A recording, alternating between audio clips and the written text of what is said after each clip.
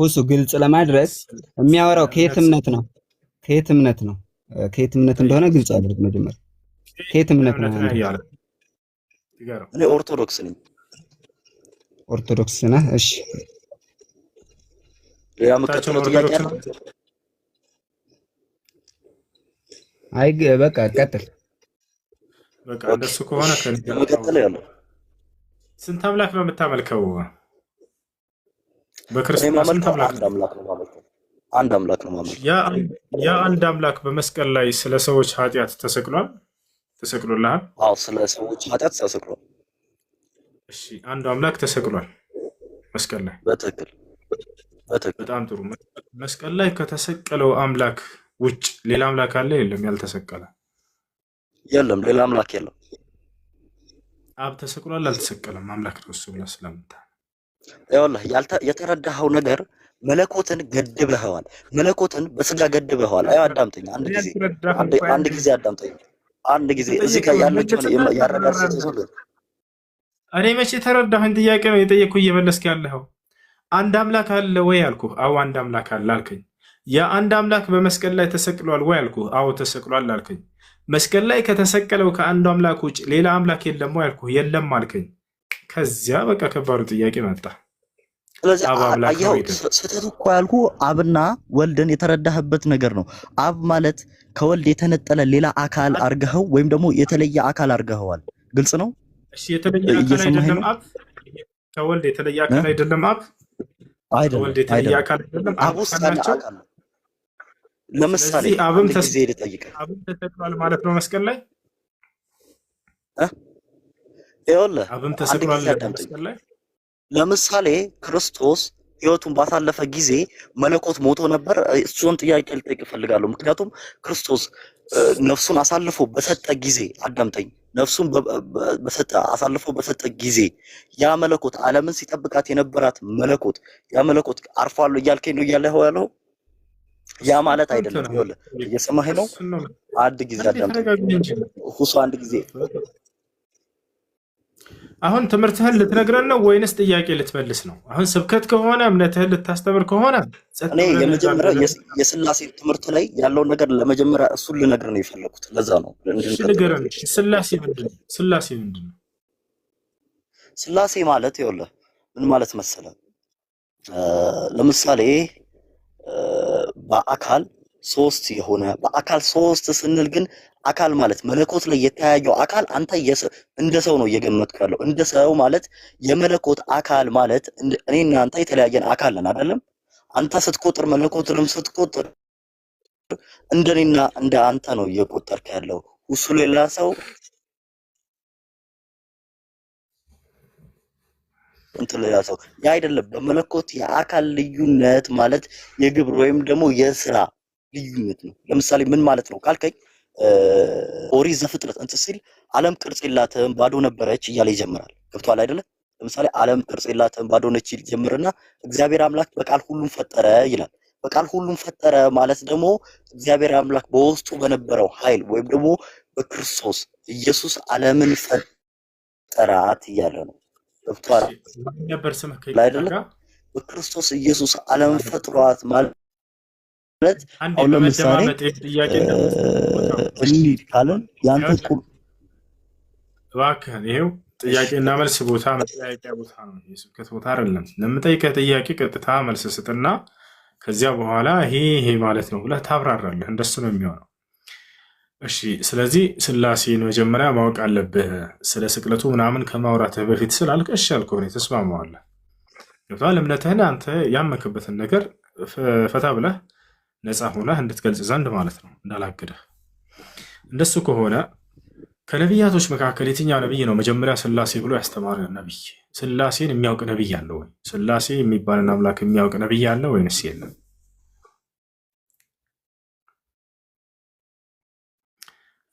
ቃል በቃል ስላሴ ብሎ ያስተማረ ነቢይ አለ? በመጀመሪያ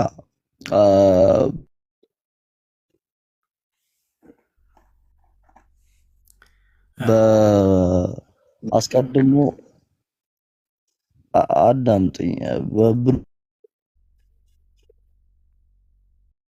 ኪዳን የነበሩ ነብዮች በሙሉ እግዚአብሔር ነው ወይም ደግሞ ያገኘው ተጠየቅ ጣዖት ነጋዴ ነበረ እግዚአብሔርን አገኘ። ነገር ግን መንግስት ከእግዚአብሔር ርቃ ነበር፣ ከሰው ልጆች ርቃ ነበር ማለት ሰው በኃጢአት ያደፈው ስለነበር የእግዚአብሔር መንግስት ያይ ዘንድ ማለትም የእግዚአብሔር መንግስት ቅዱስ ስለነበር በሰው አይን ልቡና ሊገለጽ ስላልቻለ ያንን መንገድ ለማሳየት ከክርስቶስ በኋላ ነው ያ መንገድ ጽዱ የሆነው ለማለት ነው። በጣም ጥሩ። ስለዚህ ከክርስቶስ በኋላ እንጂ ነቢያቶች በሙሉ ሰብከውታል። ስለዚህ ስላሴ የታወቀው ከክርስቶስ በኋላ እንጂ ከዚያ በፊት በነበሩ በቀደሙት ነቢያቶች ላይ ስላሴ የሚለው ቃሉ ራሱ አይታወቅም አይደለ? እግዚአብሔር ማለት እኮ ስላሴ ማለት ነው። ከነቢያቶች መካከል እግዚአብሔር ማለት ስላሴ ማለት ነው ብሎ ያስተማረ ነቢይ አለ መጽሐፍ ቅዱስ ላይ? ይኸውልህ ነቢያት እግዚአብሔርን ሰብኮት ማለት ምን ማለት መሰለህ? አሁንም እያጣመምኩ ያለው ነገር እንጂ ሌላ ምንም ማለት ነው። እግዚአብሔር ስላሴ ነው ማለት እግዚአብሔር ተሰበከ ማለት ስላሴ ተሰበከ ማለት ነው። ሌላ ነገር እኮ አይደለም። ታሪስም አሁን ካንተ አንደበት ሳይሆን ከነቢያቶች ትምህርት እየፈለኩ እየጠየቅኩ ነው። እኔ ነቢያቶች በመጽሐፍ ቅዱስ ላይ እግዚአብሔር ማለት ስላሴ ማለት ነው ብለዋል ወይ? ስላሴ ይኸውልህ አሁን እንዴት ያልከው አሁን ቃሉ ከሆነ አልተጠቀሰም። ቃሉን እየጠየቀኝ ከሆነ ቃሉ አልተጠቀሰም። ጎበዝ ልጅ አሁን ቃሉ አልተጠቀሰም የለም ወፍ ቃሉ ከሆነ ማለት ነው። እግዚአብሔር ሲሉ ጊዜ ነቢያቶች ስላሴ እንዳልሆነ ላስረዳ። ስላሴ ማለት የግዕዝ ቃል ነው አይደለ? ሶስት ማለት ነው አይደለ? ሶስት ማለት ነው። ስለዚህ ያ እግዚአብሔር ግን ነቢያቶች ሶስት ሳይሆን አንድ ብቻ እንደሆነ ነው ያስተማሩት። ሙሴ ሲያስተምር ምን አለ? እስራኤል ሆይ የትእዛዛት ሁሉ ፊተኛይቱና መጀመሪያይቱ እስራኤል ሆይ ስማ ጌታ አምላካችን ስላሴ ነው። ሶስት ነው አንድም ሶስትም ላ አይደለም አንድ ጌታ ነው ብሎ ተናገረ። خلاص ኢየሱስ ክርስቶስን መጥቶ ይሄን ያስተማረው ዮሐንስ ወንጌል ምዕራፍ 17 ቁጥር 3 ላይ ወደ ሰማይ ቀጥ ብሎ አባት ሆይ አንድና ብቸኛ እውነተኛ አምላክ አንተ ነህ አለ። የላከውንም ኢየሱስ ክርስቶስን ያውቁ ዘንድ ይህች ሄደች የዘላለማዊ ሕይወት አለ። ስለዚህ ያ አንድ አምላክ እንደሆነ እንጂ አንድም ሶስትም ብሎ የተናገረ አንድም ነቢይ የለም በፍጹም። ይህ ከሆነ አሁን ጥሩ ጥያቄ ነው የጠየቀን፣ የተመለስከው እዛው ላይ ነው። አንድ ጥያቄን አዳምጥ እንጂ ይህን መለስከው። አንተ ጥያቄን አዳምጥ። አሁን አንተ ኢየሱስ ክርስቶስ አምላክ ነው ብለህ ታምናለህ አይደለ? በትክክል አምላክ ኢየሱስ ክርስቶስ አምላክ እንዳለው አስተምሯል አላስተማረም? ለራሱ ምን አልከኝ? አምላክ ብለህ የምታስበው ኢየሱስ ክርስቶስ ለራሱ አምላክ እንዳለው አስተምሯል አላስተማረም? መጽሐፍ ቅዱስ ላይ አላስተማረም። ዮሐንስ ወንጌል ምዕራፍ 20 ቁጥር 17 ላይ ወደ አምላኬ ወደ አምላካችሁ አድርጋለሁ ብሎ አምላኬ ብሎ የሚጠራው እንዳለ አስተምሯል። ኤፌሶን ምዕራፍ 1 ቁጥር 3 ላይ የኢየሱስ ክርስቶስ አምላክ ይባረክ ይላል። አሁን አመንክ አምላክ እንዳለው የኢየሱስ ክርስቶስ አምላክ ይባረክ ይላል። ያን እየተናገረ ያለው በስጋ ለመገለጡ አብም ወልድም መንፈስ ቅዱስም በእርሱ ፍቃድ ስለተሰገደ የስጋ አምላክነቱ ነው። እሱን ብቻ አይደለም መጥቀስ ከፈለግ በመስቀል ላይ አምላክ ብሏል ብለህ መጥቀስ ትችላለህ። በስጋ ስለሆነ ነው አምላክ ያለኝ አላለም ኢየሱስ። ይሄ እናንተ ትምህርት ነው። አንድ ጊዜ አዳምጠኛ። አሁን እኮ ጥያቄ ብቻ አጭር መልስ ነው የምታስመልሰኝ፣ ወይ ሙሉ ልመልስልህ ወይ ደግሞ እንትን ነው ሳይረዱ ይኸውልህ ክርስቶስ ለምሳሌ ክርስቶስ በምድር እያለ ሰይጣን እንኳን አምላክ እንደሆነ ያወቀው በመስቀል ላይ ሳለ ነው። ክርስቶስ አምላክ እንደሆነ አምላክ እንደሆነ አውቋል ሰይጣን። በዕለተ ዓርብ ነው ያወቀው። እስከ ዕለተ ዓርብ ድረስ ክርስቶስ መለኮት የተዋሃደው እንደሆነ አያውቅም ነበር። የቱ ጋር ነው ሰይጣን አምላክ መሆኑን ኢየሱስን አወቀ የሚለው? በደንብ እሺ፣ በጣም ጥሩ ጥያቄ። ከመጀመሪያው ልጀምርልህ፣ ትዕግስት ይኖራል፣ አታቋርጠኝም። አጭር ነገር እኮ ነው። አሁን ብዙ ሀተታ ማውራት ሳይሆን አምላክ እንደሆነ ያወቀበትን ጥቅስ ማሳየት ነው። ለምሳሌ ይኸውልህ አዳምጠኝ አንድ ጊዜ። ለምሳሌ አሁን ሊፈትነው ዘንድ ወደደ ታላላቅ ታምራትን ሲያደርግ ጊዜ ይሄ በሰው ዘንድ የማይቻሉ ታምራትን ሲያደርግ ጊዜ ይጠራጠር ነበረ።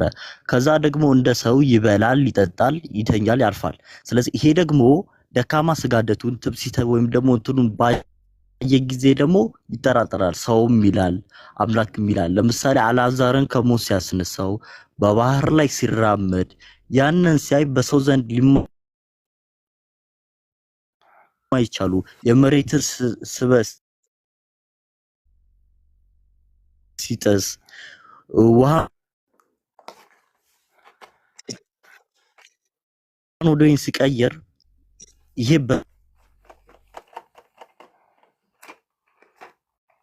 በሰው ዘንድ እንትን ነበር። አላዛርን እንኳን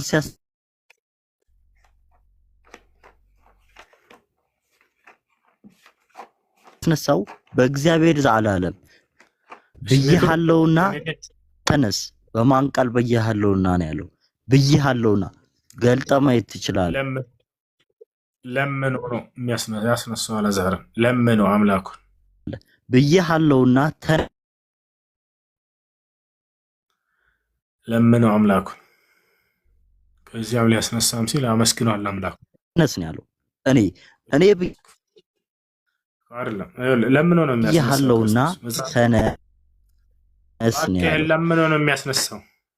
ከዛ በኋላ ሊፈትነው ዘንድ ወደደ። ሲፈትነው ምን አለው መሰለ? ከሆንክ ማለት ምን ማለት ነው? ነህ ወይ እግዚአብሔር ልጅ ከሆንክ ኔትወርክን አስተካክለና ይቆራንትን ይላል። በጣም እየተቆራረጠ ነው የሚደርሰን ድምጽ። እሺ የገባ ሌላ ክርስቲያን አለ? ሌላ ክርስቲያን አለ የገባ? ሰላም አለይኩም። ሰላም። አንድ ጥያቄ አለኝ። አንድ ሴት አላገባም ማለት ትችላለች? ባል አለማግባት ለምሳሌ እሺ ማግባት ግዴታ ነው ወይንስ አይደለም በሚለው ጉዳይ በዑለሞች መካከል ኺላፍ አለ። ግማሽ ዑለሞች ግዴታ አይደለም፣ ወይንም ሌሎች ደግሞ አይ ግዴታ ይሆናል ብለው የተናገሩ አሉ። ስለዚህ ከሁለቱም ይልቅ ሶስተኛው አቋም ምንድነው? ግዴታ የሚሆንባት አለች፣ ግዴታ የማይሆንባት አለች የሚለው ሶስተኛ ትክክለኛ አቋም ነው ያምናለሁ። እርሱም መቼ ነው ግዴታ የሚሆንባት፣ መቼ ነው ግዴታ የማይሆንባት ወደሚለው ስንመጣ በወንድም በሴትም ላይ ወንድም ሴትም እንግዲህ ከእነርሱ መካከል ስሜት ያለባቸው ከሆኑ ወደ ፈተና እንዳይወድቁ ለአቅመ አዳም ለአቅመ ሔዋን ከደረሱ የማግባት ግዴታ አለባቸው። ሁለተኛ ምንድነው? ስሜት የሌላቸው ከሆነ በተፈጥሯቸው ምንም አይነት የተቃራኒ ጾታ ፍላጎት ምንም አይነት ስሜት የሚባል የሌላቸው ከሆኑ እነዚህ ጥፋት ላይ ክፉ ነገር ላይ ይወድቃሉ ተብሎ ስለማይታሰብ በእነዚህ ላይ ግዴታ አይሆንም። በተፈጥሮ ምንም ስሜት የማይኖረው ሰንጋው ነው ይፈጠራል አይደል?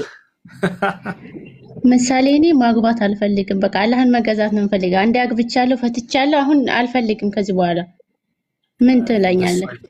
እንደሱ አይባልም። እንደሱ ብለው መጥተው የሆነ ወጣቶች ነቢያችን ሰለላሁ ዐለይሂ ወሰለም ሊጠይቁ መጡ። ተመልከች፣ አሁን ያልሽውን ቀጥታ ብለዋል። ምን እንደተመለሰላቸው አዳምጪ። ጃአ ሰላሰት ሻብ ለነቢይ ዐለይሂ ሰላቱ ወሰላም፣ ሶስት ወጣቶች ወደ ነቢያችን ሰለላሁ ዐለይሂ ወሰለም ጋር መጡ። ሲመጡ ጊዜ ቤት ጥያቄ ሊጠይቁ ነቢያችን ሰለላሁ ዐለይሂ ወሰለም የሉም ነበር። እናታችን አይሻን አገኙ። ምን ፈልጋችሁ ነው አለቻቸው። የአላህ መልእክተኛን ጥያቄ ለመጠየቅ ነበር አሉ። ከዚያ በኋላ እርሳቸው የሉም፣ ጥያቄያችሁን አድርስላችሁ ዘንድ ግን ጠይቁ አለቻቸው። ከዚያ በኋላ ጠየቁ። አንደኛው ምን አለ? እኔ ከዚህ በኋላ ሚስት የሚባል ላላገባል አንደኛው፣ ነገር ግን አላህን እድሜ ልኬ እገዛለሁኝ አለ። ሌላኛው መጣና እኔ ከዚህ በኋላ እንቅልፍ የሚባል አልተኛም፣ አላህን ስገዛ እኖራለሁኝ አለ። ሌላኛውም ልክ እንዲሁ ተናገረ። ነቢያችን ሰለላሁ ዐለይሂ ወሰለም ደረሳቸው ይህ ጥያቄ። ሶስታቸውንም ተቃወሟቸው።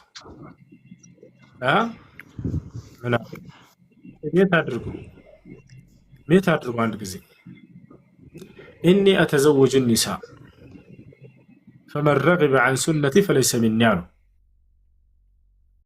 ለስቱም አንቱም አትቃ ሚኒ አሉ። እናንተ ከእኔ በላይ አላህን የምትፈሩ አይደላችሁም አሏቸው። እኔ ሴትን አገባለሁኝ፣ ከእኔ መንገድ ያፈነገጠ ሰው ከእኔ አይደለም ብለው ተናገሩ። ስለዚህ ሰውየው ሚስትን አላገባም ብሎ መቆጠቡ ይሄ ነቢያት መንገድ አይደለም። ነቢያቶች ያገቡ ነበር። ገብታቸዋል። ከአምልኮ አግልሎ ራሱን ማን ነው ከጋብቻ አግልሎ ራሱን ለአምልኮ ብቻ አውላለሁ ማለት ይሄ ምንኩስና ይባላል። ምንኩስና በኢስላም የተከለከለ ነው። ይህን መንገድ ያመጣው ማን ነው ከተባለ ጳውሎስ ነው ያመጣባቸው። ቁርአን ይናገራል። የሚገርማችሁ የነቢያትን መንገድ አስለቅቆ ነገር ግን እንደኔ ባታገቡ ይሻላችኋል ብሎ መጽሐፍ ቅዱስ ላይ እስካሁን ድረስ ተቀምጧል። ስንት ወጣት ልጃገረዶች ወጣት ልጆች ገና በለጋ እድሜያቸው ገዳም እንዲገቡ አደረጋቸው ጳውሎስ። ገብታችኋል። ከነ ድንግልናቸው ይሞታሉ በዚያ። ለአምላክ ራስን ማስገዛት በሚል ራስን መሸወድ። ነቢያቶች ሚስት ያገቡ ነበር። ለአምላካቸው ከማንም በላይ ነው የተገዙት። ይህን መንገድ ቀይሮ ጳውሎስ መጣና አታግቡ እንደኔ ያላቸው በቃ እንዳያገባ አድርጎ አስቀራቸው። በርካታ ልጆችን አሁንም ድረስ አለ ሀገራችን ላይ ነገር። ታዲያ ነቢያችን ሰለላሁ ዐለይሂ ወሰለም ላ ተበቱለ ፊል ኢስላም አሉ። በእስልምና ምንኩስና የሚባል ነገር የለም። ፈተዘወጁ አሉ፣ አግቡ እንደቀደሙት ነቢያቶች ብሎ ተናገሩ። ስለዚህ ይሄ ነው እንጂ የነቢያት መንገድ ይህኛው ጳውሎስ ያመጣላቸው መንገድ በፍጹም የነቢያት መንገድ አይደለም። ከነቢያት ተቃራኒ የሆነን መንገድ ነው ይዞላቸው የመጣው። ይፋቸዋል። ይሄ የተፈጥሮ ህግ አምላክ በእርሳቸው ላይ በአዳም ልጆች ላይ ያደረገውን እንዳይጠቀሙ አደረጋቸው። ከዚህ ታላቅ ጸጋ ማራቃቸው፣ ከነቢያት መንገድም አሸሻቸው። አምላክ ምንድን ነው ያደረገው ከተባለ አዳምን ወይንም አደምን ከፈጠረ በኋላ ብቻውን ሊሆን አይገባውምና ሚስትን ልፍጠርለት አለ፣ ፈጠረለት። ይሄ አምላክ ፍቃድ ሲሆን ጳውሎስ መጣና እንደኔ ብቻቸውን ባታገቡ ይሻላችኋል ብሎ ተናገረ። እሱ እንዳላገባ ሁሉ ሌሎችንም እንዳያገቡ ገደል ሰደዳቸው፣ ከነቢያት መንገድ አስወጣቸው። የቀደሙት ነቢያት አግብተዋል፣ ልጆችንም ጻድቅ ልጆችን ወልደዋል። እንደዚያ ነው እንጂ ሰዎች መሆን ያለባቸው። የነቢያትን መንገድ አስወጥቶ ከዚያ አዲስ መንገድ ስህተት ነው። ይህን ይመስላል። ስለዚህ ለአቅመ አዳም ለአቅመ ሔዋን የደረሰ ሰው ወደ ፈተና ላይ እንዳይወድቅ፣ የሰይጣናዊ መንገድ ላይ እንዳይወድቅ ማግባት አለበት። ይሄ ነው የነቢያት መንገድ። ኦኬ ገብቶኛል። ግን በቃ እኔ ጻድቅ ለመሆን ፈልጌ አይደለም፣ በቃ አልፈልግም። በቃ አንድ አገባሁ፣ በቃ በጣም በደለኝ ምናምን፣ አሁን ምንም አልፈልግም። ጸባይ ራሱ የለኝም የመጨረሻ። እንደሱ መሆን የለብሽም። አንቺ ህይወትሽ አታዳምጭም? እሺ አዳምጣለሁ። የአላህ ቃልና የመልእክተኛው ቃል ላይ እንደዚህ አይባልም። እሺ አሁን የነገርኩሽ የመልእክተኛው ቃል እያልኩ ነበር። አንቺ ያ ሰውዬ ጎርቶሽ በቃ ሁሉም ሰው እንደዛ አሁን መስሎሽ ሊሆን ይችላል። እንደዛ አይደለም። ሁሉም ሰው እኩል አይደለም፣ አንድ አይነት አይደለም። ገብቷችኋል? ሰዎች የተለያዩ ናቸው። ምናልባት ሌላ ህይወት ሞክሪና የተሻለ መልካምን ሰው ልታገኝ ትችላለሽ። እንደዚያ ነው እንጂ መሆን ያለበት አምላክ ከደነገገው ድንጋጌ የራስን ማራቅ ይሄ ተገቢ አይደለም። አየሽ። ጀዛከላ።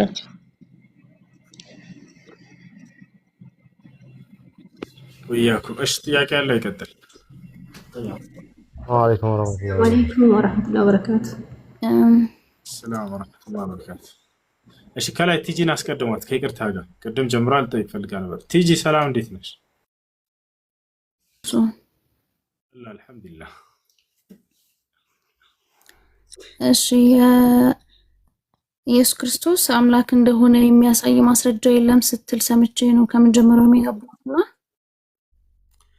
ኢየሱስ ክርስቶስ ይሰማል። ኢየሱስ ክርስቶስ አምላክ ነኝ ብሎ ያስተማረበት ቦታ የለም ስንል ነበር። ኦኬ። ስለዚህ ምናልባት አንተ የፈለከው ቃል በቃል አምላክ የሚልበትን ሊሆን ይችላል። በአንድም በሌላ መንገድ የህይወት እንጀራ እንደሆነ የህይወት መንገድ እንደሆነ ተናግሯል። ነገር ግን ቃሉን አምላክ የሚለውን ቃል ከሆነ የግድ የተፈለገው የዮሐንስ ራእይ ምዕራፍ 2 ከቁጥር 7 እስከ 8 ያለው ቃል እነሆ በሰማይ ደመና ይመጣል፣ ዓይን ሁላ ታየዋለች፣ እነዚያም የወጉት ይመለከቱታል፣ የምድርም አሕዛብ ሁሉ ስለእርሱ ያለቅሳሉ፣ አዎን አሜን ይልና ቁጥር 8 ላይ የነበረውና ያለው የመጣውና የሚመጣው ሁሉንም የሚገዛ እግዚአብሔር አምላክ አልፋና ኦሜጋ እኔ ነኝ ይላል። እሺ መልካም። አንደኛ ኢየሱስ ክርስቶስ ከተናገረው ነበር ያልነው። እዚህ ቦታ ላይ እየተናገረ ያለውና የነበረው የተባለው አካል ነው። ያለውና የነበረው የተባለው ደግሞ ወደ ላይ ከፍ ብለሽ ቁጥር 4 ላይ ካለውና ከነበረው ተብሎ አብ ተገልጿል። ገብቶሻል? ከዚያ በኋላ ከሰባቱ መናፍስት ከዚያም ከእውነተኛ ምስክር ከሆነው ከኢየሱስ ክርስቶስ ይላል። ገብቶሻል አይደል? ያለውና የነበረው ብሎ አንዱን አምላክ ከገለጸ በኋላ ነው እንደገና ሰባቱን መናፍስቶች አስገብቶ ከዚያ ስለ ኢየሱስ ክርስቶስ የሚናገረው። ስለዚህ ያለና የነበረ የተባለው ያ አንዱ አምላክ ራሱ ነው። እሱን ነው አምላክ ነኝ ይላል እያለ እየተናገረ ያለው። ሲቀጥል እዚህ ቦታ ላይ ይላል እያለ ነው። ባዩ ሌላ አካል ነው። አይ ኢየሱስ ነው ካላችሁ፣ ስለዚህ ኢየሱስ የአምላኩን ቃል እያደረሰ ነው። አምላክ ነኝ ይላል እያለን ነው። ኢየሱስ ስለሌላ አካል እየነገረን ነው። አይ እዚህ ጋር ቁጥር 7 ላይ እኮ የሚለው እነሆ በሰማይ ደመና ይመጣል ዓይን ሁላ ታየዋለች ካለ በኋላ እነዚያም የወጉት ይመለከቱታል። የወጉት እነማን ናቸው? ማንን ነው የወጉት? እዚህ ጋር የምትመልስልኝ ዘጋውና ሚያት አድርገው እንደ ወገናችን ሰው እያወራ ከሆነ አጣርጋ ትገባ። ቅድም አውርተሃል፣ አሁን እሷ ትቀጥል። እዚያ ላይ 4 ነጥብ አደረገልሽ። ሲቀጥል ያለና የነበረ የተባለው ያለና የነበረ ማለት ምን ማለት ነው? ትጂ ያለውና የነበረው ማለት ያለው የነበረው ዳግመኛም የሚመጣውም ነው የሚለው። አልፋና ኦሜጋ ማለት መጀመሪያና መጨረሻ ነው አይደለ? ከዓለማት በፊት የነበረ ማለት ነው። የመጣ ነው ሰው የሆነ ማለት ነው። አልፋና አዳምጪኝ አንዴ። ሰው የሆነ የሚል ትርጓሜ የለውም። አልፋና ኦሜጋ ወይንም ያለና የነበረ የመጣው የሚለውን ስተረጉምልህ ነው። ምክንያቱም ሰው ሆኖ ስለሆነ አምላክ የመጣው እሱ አብም ራሱ ይመጣል። ስለሱ አይደለም አሁን ጥያቄያችን። ያለና የነበረ የሚለውን ትርጓሜ ምን ማለት ነው? ያለ የነበረ ማለት ምን ማለት ነው? ያለ የነበረ የመጣውና የሚመጣውም ይሄንን አትነጣጥለውም። ችግር የለውም። ያለ ማለት አሁንም ያለ ነው። የነበረ ማለት ከጥንትም የነበረ ነው። ዘላለማዊ ማለት ነው ባጭሩ ቃሉ። ዘላለማዊ ለሆነ አካል ሞት ይስማማዋል አይስማማው? ይሞታል አይሞትም? ዘላለማዊ እየተባለ አካል በመጀመሪያ ደረጃ ስለ አምላክ ስናወራ ስለ እግዚአብሔር ስናወራ ምን አለው? ምንነት አለው፣ ማንነት አለው። ምንነት አለው፣ ማንነት አለው። ያለና የነበረ ዘላለማዊ ይሞታል። ልመልስልህ ነው። መለኮት አይሞትም። ስለዚህ ኢየሱስ ኦኬ፣ መለኮት አይሞትም። yes ስለዚህ ኢየሱስ ሙቷል አይደለ? ክርስቶስ በስጋ ሞቷል። አዎ በስጋ ስለተገለጠ ሁላችንም በስጋ እኮ ነው የምንሞተው። አዲስ ነገር የለም እንደሱ ብቻ ከሆነ። እንዴት ማለት? በስጋችን ነው የሚሞተው እኮ ስጋችን ይሞታል። አሁን ግን እያወራን ያለ ነው ስለ አንዱ ስለ ቃል የአብ የባህሪ ልጁ ስለሆነው ስለ ወልድ ኢየሱስ ክርስቶስ ነው። ስለዚህ እሱ ደግሞ ቃል አምላክ አልሞተም ትሉና በስጋ ነው የሞቱት ትላላችሁ። በስጋ መሞት ብርቅ አይደለም። ሁሉም የአዳም ልጆች በስጋ ነው የሚሞቱት። አብርሃም በስጋ ነው የሞተው፣ ሙሴ በስጋ ነው የሞተው፣ ኢየሱስም እንደ መጽሐፋችሁ በስጋ ሞተ። ምንም አዲስ ነገር የተለየ የለውም ከሰዎች የተለየ እና መለኮት ይሞታል እያልከኝ ነው? መለኮት ይሞታል እያልከኝ ነው በአንተ አባባል? የለም መለኮት አይሞትም። ለዚያ ነው ኢየሱስ ክርስቶስ አምላክ አይደለም የምን ምክንያቱም እርሱ ሞቷልና እንደናንተ እምነት በስጋ ሞቷል። ለምን? ስለተዋሃደ የፈጠረውን ስጋ ስለተዋሃደ የፈጠረውን ስጋ ከድንግል ማርያም ስለተዋሃደ ስጋ ደግሞ ሟቲ ነው። ኢየሱስ ክርስቶስ እኮ እኔም በስጋ ነው የምሞተው። ልዩነቱ ምንድን ነው? እኔም አምላክ ልሆን ነው ማለት ነው። አንተ በስጋ ትሞታለህ፣ ግን አንተ በስጋ የምትሞተው ሁሱ ዳግመኛ ላትነሳ ነው በትን ማለት ነው። ክርስቶስ ግን በስጋ የሞተው ዳግም አነሰው መለኮትነቱን ሊገልጥ ነው። እንነሳለን፣ ሁላችን እንነሳለን። ይሄን አታውቅም? አንተ ራሱ ትነሳለህ። ይኸውልህ በመጀመሪያ መለኮት አይሞትም። መለኮት ልክ ነህ፣ አያርፍም። መለኮት አይደክምም። ሀሳብ አትመለስበት እባክህ። ይኸውልህ አንተ ራሱ አትነሳም አልክኝ። በዚህ ላይ ቁምና ውራ። ከዛ ይኸውልህ ብለህ እንደገና ሌላ አትመለስ። አንተ ራሱ እኔ በስጋ ሞታለሁኝ፣ ክርስቶስን በስጋ ሞቷል እንደናንተ እምነት። አንተ እኮ አትነሳም አልከኝ። እነሳለሁ፣ እንነሳለን እኛ። ምክንያቱም ክርስቶስ የአዳምን ጥሪ ሊጣራ የመጣ በአዳም ስም የመጣ በግ ነው። ክርስቶስ ማለት ሊሰዋ የመጣ የያዕቆብ የይስሐቅ አምሳያ ነው። ኢየሱስ ክርስቶስ የቱ ጋር ነው እኔ በአዳም ስም የመጣሁ ነኝ ብሎ የተናገረበት? እሺ አዳምጠኝ እኮ ይኸውልህ፣ ለምሳሌ አሁን እግዚአብሔር አምላክ ዓለምን ፈጠረ። ዓለምን ፈጥሮ ደግሞ በሰባተኛው ቀን አረፈ ይላል።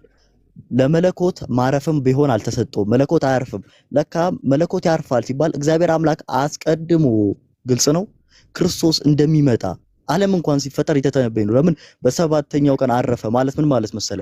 ክርስቶስ መጥቶ በሰባተኛ ቀን በመቃብር እንደሚያርፍ ትንቢት ገና እየተነገረ ነው። ገና ዓለም ሳይፈጠር ይኸውልህ ኢየሱስ ክርስቶስ እኔ በአዳም ስም የመጣሁ ነኝ ያለ መለኮትን በአንተ ልክ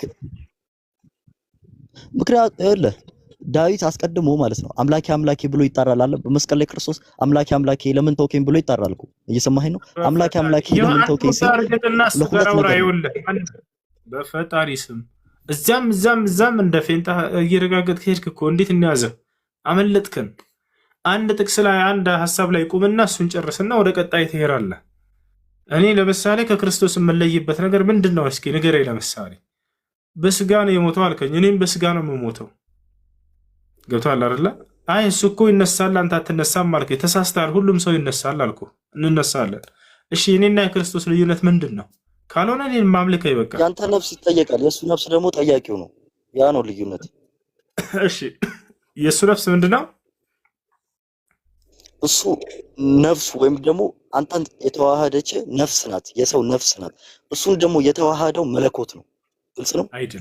አይደለም። አሁን አዳምጥ። የእርሱ ራሱ ህይወቱ ነፍሱ ከአምላኩ የተሰጠው ነው፣ ለእኔም የተሰጠኝ ነው። ኢየሱስ ክርስቶስ ህይወትን ልክ እንደኔ የተሰጥቶት ነው አይደለም? ከአምላኩ አይደለም። ማንም ቢሆን ነፍሱን ከኔ አሳልፎ ሊሰጥ አይችልም ነው የሚለው።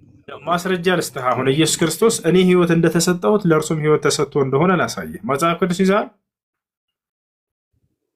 አለ። እሺ ላውጣ መጽሐፍ ቅዱስ አንድ ጊዜ ተጠብቅ። እሺ ዮሐንስ ወንጌል ምዕራፍ 5 ቁጥር 26 ላይ አውጣ።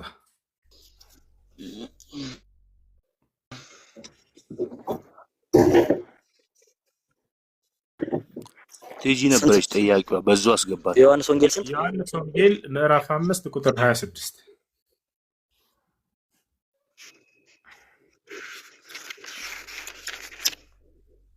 እሺ ቀጥል። እየሰማሁ ነው።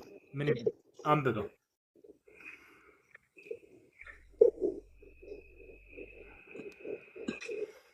አንብበው።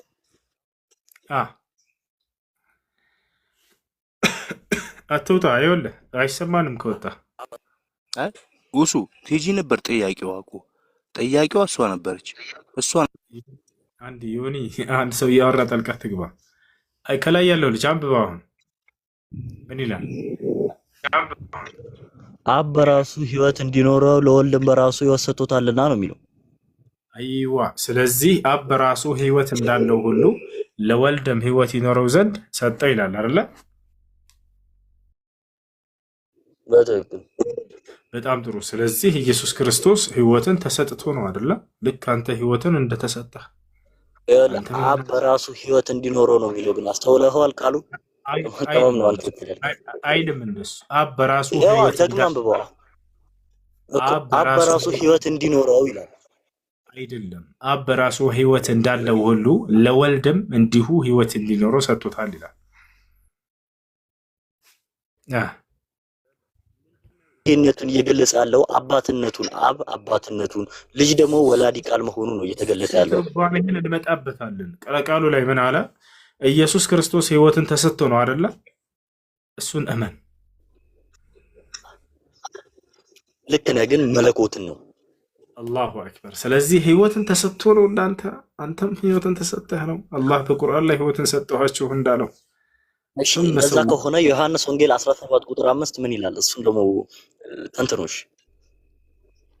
እንሄዳለን። አንድ የክርስቶስን ማንነት እንጨርሰው። ክርስቶስ ስጋውንም ተሰጥቶ ህይወቱንም ተሰጥቶ ስልጣኑንም ተሰጥቶ ምን ያልተሰጠው ነገር አለ? ሁሉ እንዳለ ተሰጥቶ እኮ ነው። የተሰጠን አካል እንዴት ነው አምላክ ነው ብላችሁ የምታስቡት? ቆም ብላችሁ አስቡ እንጂ። ሰጭ ነው አምላክ ሊሆን የሚችለው። ተሰጭ በፍጹም እርሱ ደካማ መሆኑን ነው የሚያሳየው። ተሰጭ የሆነ አካል ተቀባይ ከሆነ አምላክ ይሄ በጣም ከባድ ነው። አምላክ ይሰጣል እንጂ አይሰጥም።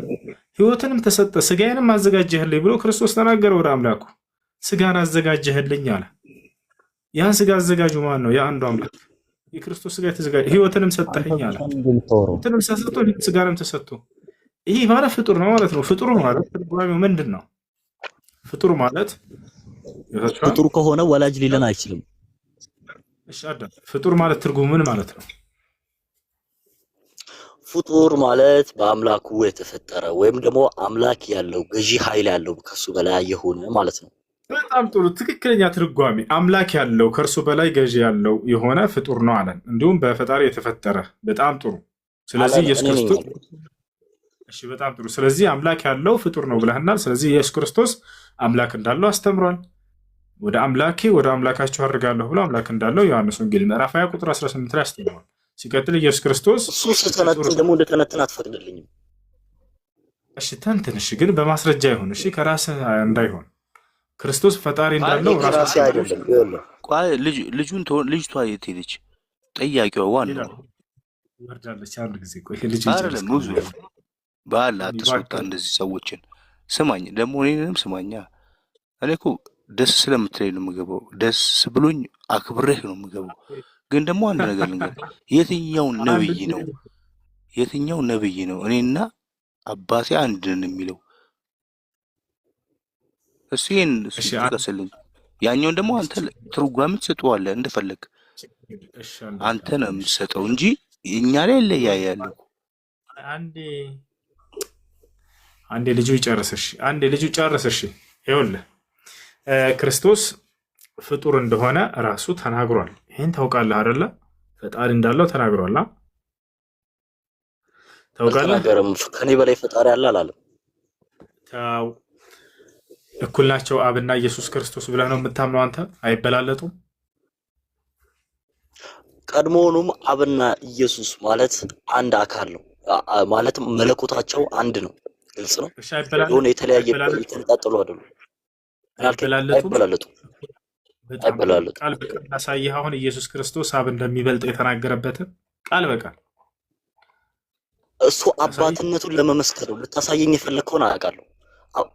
አብ ከኔ ይበልጣል። ስለዚህ እንደሚበለጥ እያወቃችሁ እኩል ነው ብላችሁ ክርስቶስ ለምሳሌ ኤፌሶን እሱ የአምላክ ባህሪ የአምላክ መልክ ሲኖረው የባሪያን መልክ ይዞ ሲገለጥ እሱን እንደመተካከል ይዞ አልቆጠረውም ይላል ኤፌሶን ሲናገር። እሱ ምን ትላለህ? የአምላክ መልክ ሲኖረው ይላል። የምን መልክ ስለው? የአምላክ መልክ ሲኖረው ይላል። አንደኛ እሱ ኤፌሶን ላይ አይደለም ቆላስይስ ላይ ነው ያለው። ነገር ግን እዚያ ቦታ ላይ አሁንም ኢየሱስ ክርስቶስ አምላክ እንዳልሆነ ፍንትው አድርጎ የሚያሳይ ነው። ወደ እርሱ ከፈለክ እንመጣለን።